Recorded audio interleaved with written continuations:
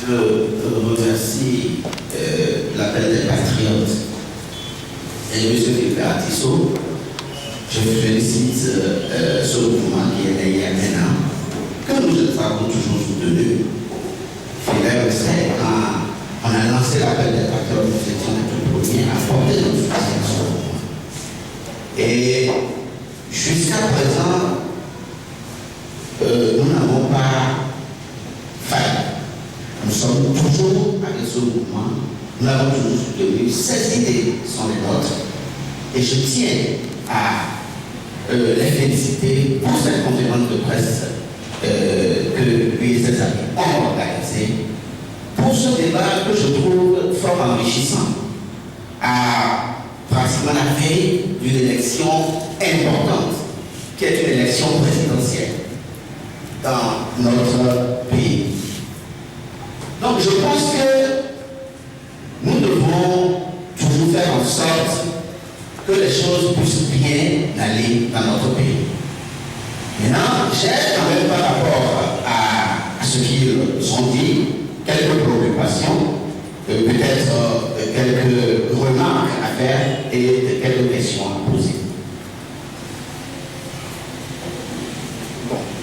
Monsieur Philippe Artissot, dans son exposé, avait dit, quelque part, je ne sais pas, je crois que c'est un lapsus, que ça fait 24 ans que nous sommes en train de chercher l'alternance politique. Que ça fait 24 ans que nous n'avons pas l'alternance politique dans notre pays.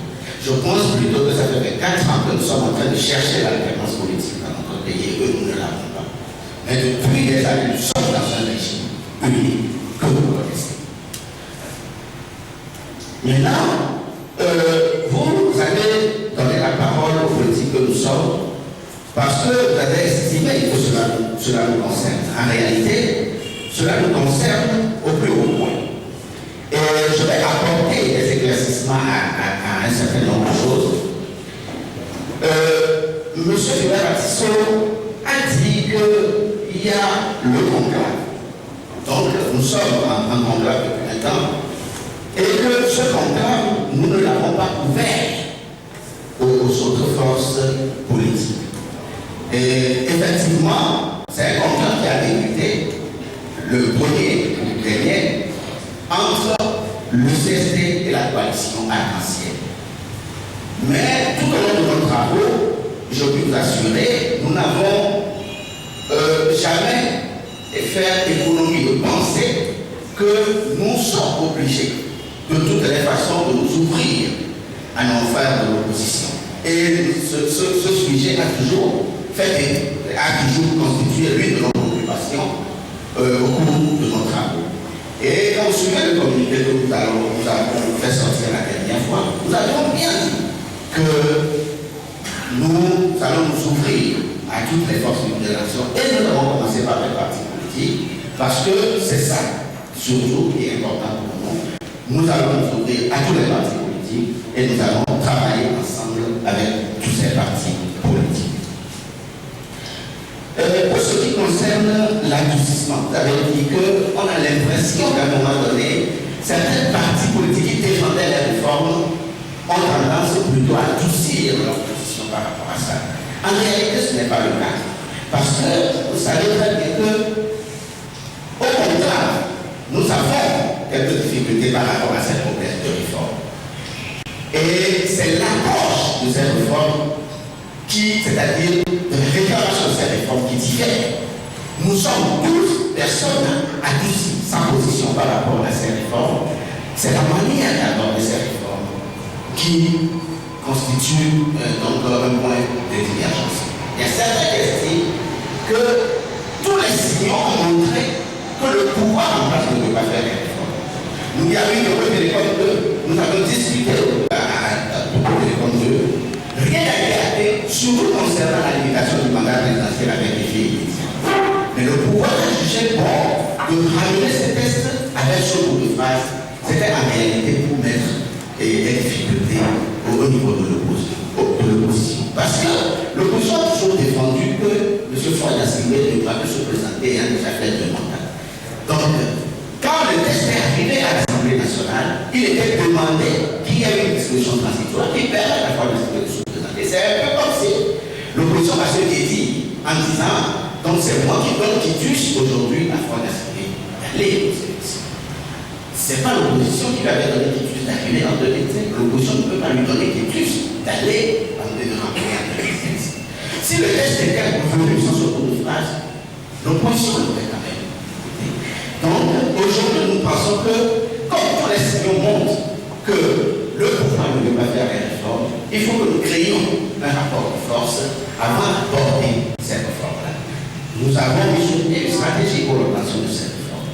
Et nous attendons de finir et de finaliser un certain nombre de choses, notamment la candidature de l'opposition, et de montrer comme le seul homme pour aller réclamer cette réforme.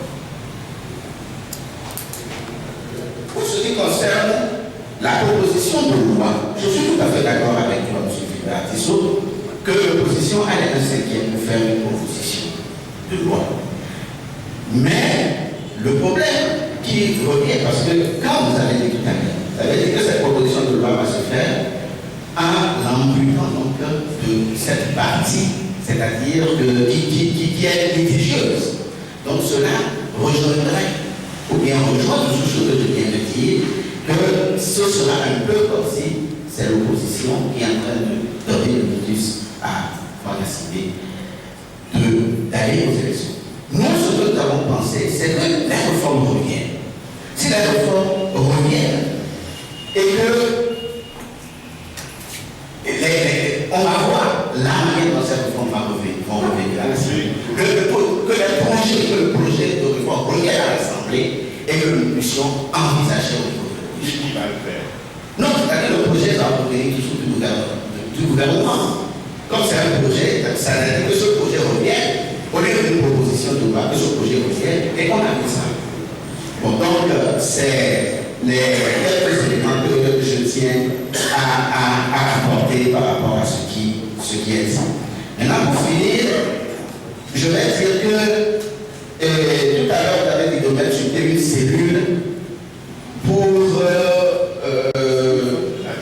la défense de la victoire.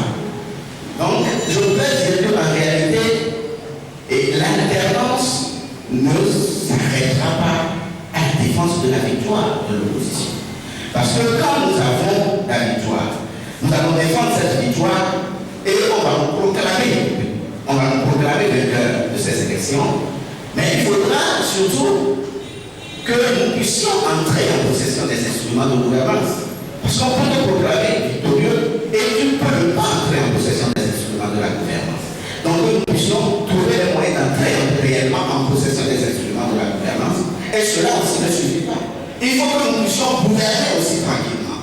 Parce que si nous avons la gouvernance, si même le pouvoir s'en va, et que nous avons, c'est-à-dire dans notre régime bien, si nous n'arrivons pas à enraciner quelque chose de fort et à l'entretenir, quitte à ce que, même si le pouvoir actuel revient, ou que le régime actuel revient au pouvoir après, qu'il soit dans le chemin de pouvoir repartir s'il est battu aux élections. Donc je pense que ce ne sera pas une cellule pour réclamer uniquement la victoire, mais ce sera une cellule pour réfléchir à toute la manière d'asseoir réellement l'alternance politique. Je vous remercie.